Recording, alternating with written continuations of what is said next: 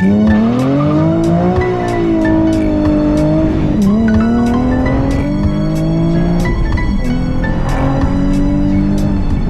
is going on? Welcome back to the channel. We're in the 2007 350Z HR and the sun is going down, but I wanted to talk about if the 350Z is going to be a good car to invest in or think about purchasing going into the 2024 year.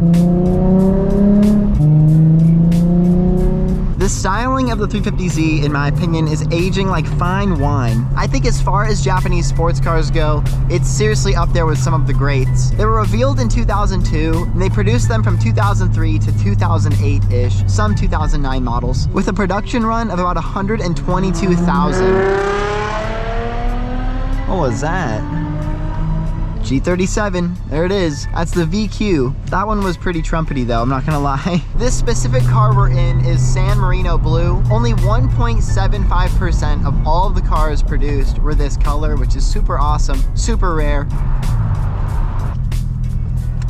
Let's jump out for a sec and take a look. The San Marino Blue color, I feel like the 350Z, as they release cars going into the future here, I feel like it looks better and better every single year. It's just got this classic styling to it that I don't feel like is overdone, but then I also feel like it has its unique styling to where it looks sporty, but it looks functional as well, which is amazing. This paint is just awesome. It's a little dusty right now, but in this sunlight, you can't really tell, which is cool. Let's go cruise. There's a lot of traffic there, so hopefully we lost some of them.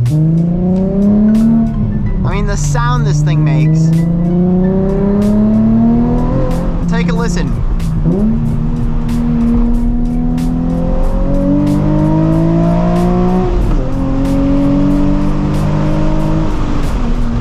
Jeez.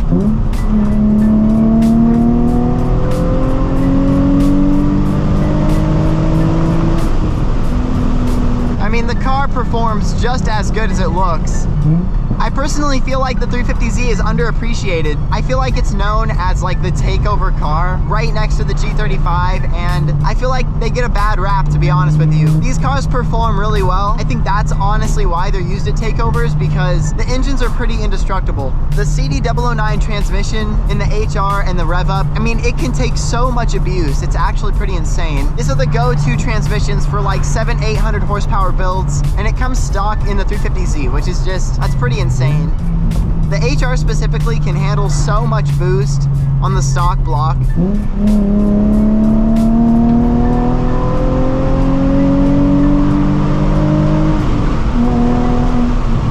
Oh, that sunset. People are getting 600 to 700 horsepower fairly reliably out of the HR when it's boosted, which is pretty insane. Oh, we caught that sunset at the perfect time. That is insane. I've actually never been on this road before, and that's the coolest uphill road ever. But the reason you clicked on this video is to kind of get an understanding if the 350Z is going to be a car to either invest in or think about buying going into 2024. I mean, if you weigh your options, I really don't think very many things can compare to the 350Z. From the mid-2000s, I think the only things that can rival it really are like the S2000, and honestly, be prepared to spend well over $20,000 for a fairly good condition S2000. And that's pretty much why I feel like the 350Z is such a great value, is you're able to find these cars in fairly unclapped condition for about $10,000, which is really not bad at all in my opinion. The performance you're getting for the price is pretty unbelievable, especially if you can get your hands on a manual HR. I feel like these cars do really perform pretty well.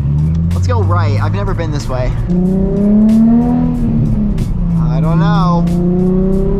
Man, it is getting dark out here, but I had to come out and film, you know? I was just itching to film. Let's go this way. The sound these things make, if you put the right exhaust on there, is just great.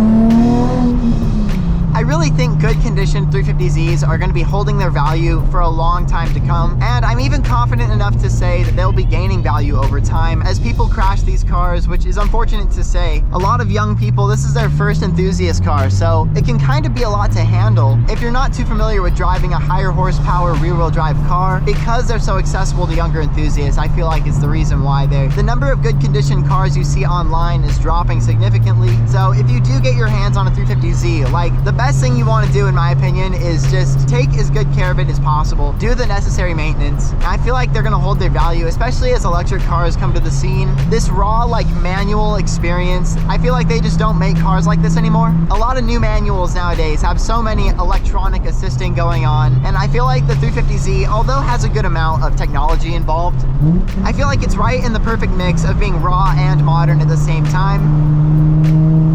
This freeway over here is so crazy. And that sunset, geez.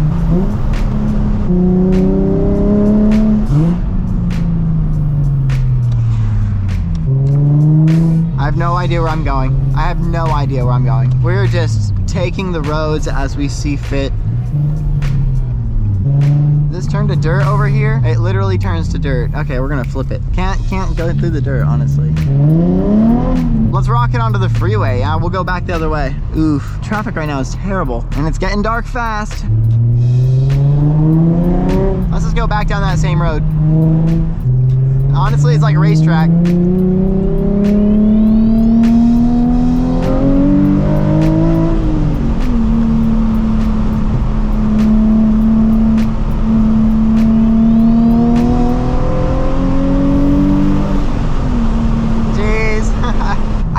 Exact number of how much I think these cars will be going for in the future, but good condition ones will definitely be worth a pretty penny.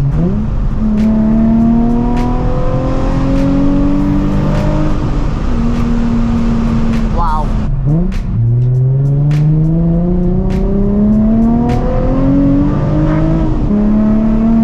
Man, this thing sounds so good.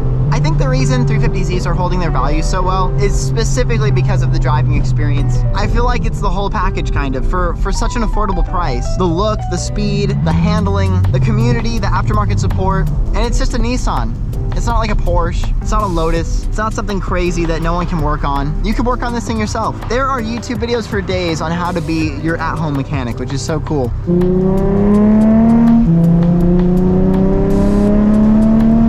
I feel like if you're looking for a driver's car and you don't want to break the bank, manual transmission, rear-wheel drive, two-door coupe, I feel like the 350Z is still an amazing option. Like, every single year I say the same thing because it's the truth. I feel like there's not many things that are competing with the 350Z out there for the price range. So if you can get your hands on a pretty good condition one, like, seriously, at least go for the test drive. I know most people will say you need cash in hand, but if you have cash in hand, like, go at least ride in one, see how you like it. I feel like the interiors are not as bad as people say they are. The soft touch plastic is actually pretty good.